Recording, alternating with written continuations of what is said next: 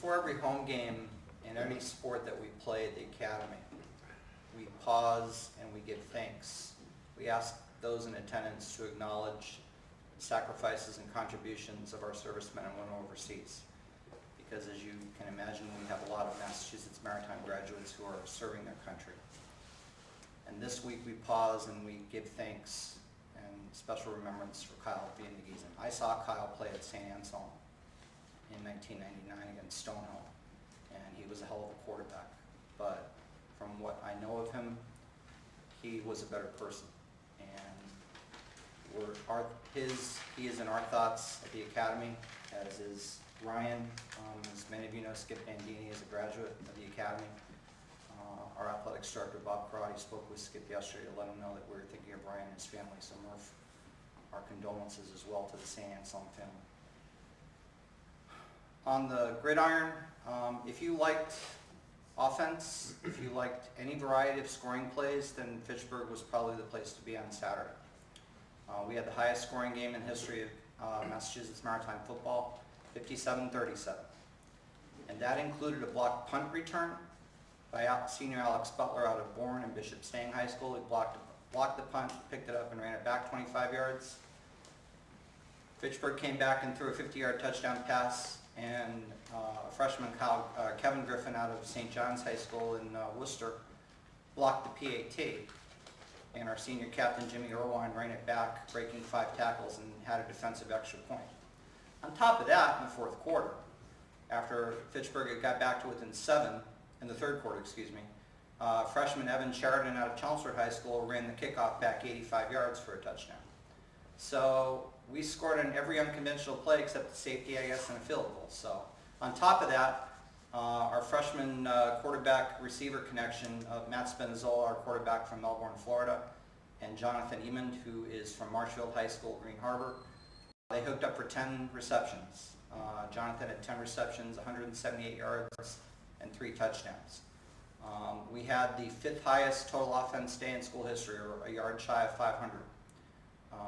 2 running backs, Doug Dyke out of King Philip High School and Matt White out of Westwood High School, combined for 251 rushing yards. And Doug had a 54-yard touchdown run. We keep getting it done from our kids. Deontay Fielder, a freshman running back out of Haines City, Florida, had another touchdown. Tyler Mansfield, who's a freshman quarterback out of Falmouth High School, also had a touchdown.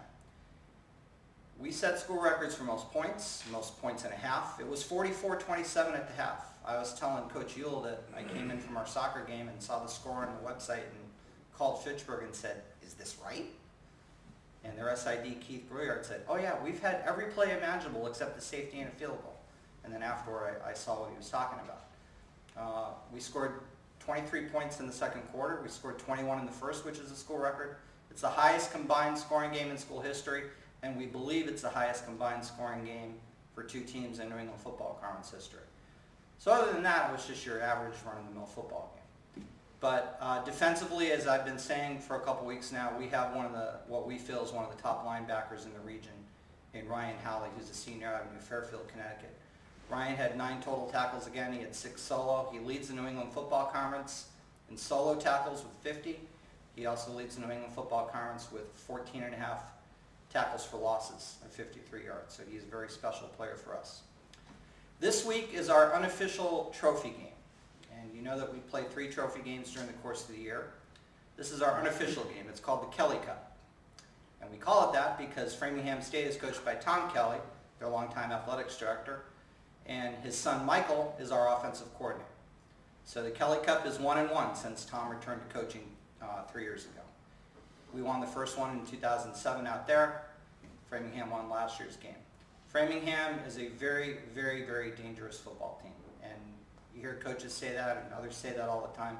They have one of the best multi-dimensional players in the league in David Leach, who you met back in September when he won Gold Helmet. He is a running back, quarterback. He does everything but probably takes tickets and sells popcorn. They're coming off of a loss to Maine Maritime. We're trying to build some momentum and finish strong. We have a chance to do some really good things toward the end of the season. We have Framingham this week, and then we have the Cranberry Bowl next weekend against Bridgewater State, so we're looking forward to it. Congratulations, Michael. 74, you must have been like icy hot all night on that thing. That was just, that's amazing. But congratulations again, good luck. Rocky, congratulations. It's a great win for you and for your program, and keep it going this week. So good luck, everybody.